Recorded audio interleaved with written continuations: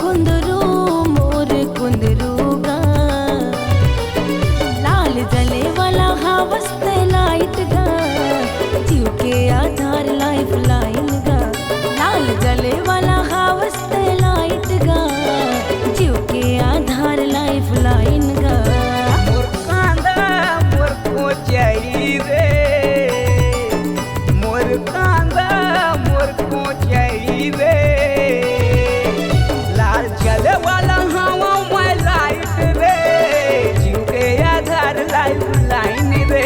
लाल जले वाला हवा मैं लाइट रे जीव के आधार लाइफ लाइन रे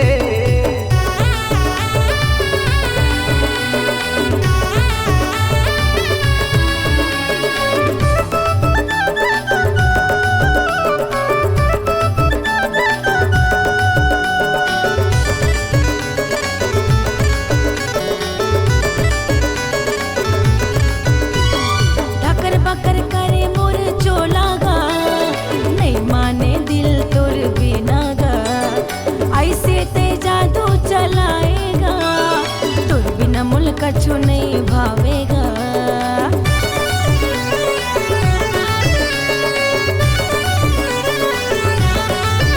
हाँ धकर बकर करे मोर चोला गा नहीं माने दिल तोर बिना गा ऐसे ते जादू चलाएगा तोर बिना मुल्क कछु नहीं भावेगा मोर खीरा मोर खेक्सा रे मोर खीरा मोर खेक्सा रे लाल जले वाला हवस्ते लाइट रे जीव के आधार लाइफ लाइन रे लाल जले वाला हवस्ते लाइट रे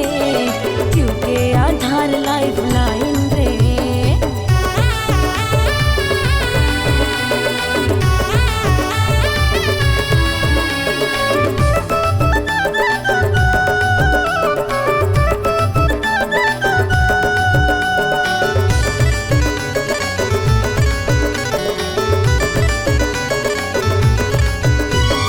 मन बरी तोर बरहदर थे रे कैसे कहूँ कैसे करथे रे मुहूर्त में तोला पा जाते रे बिना ले संझा पहाड़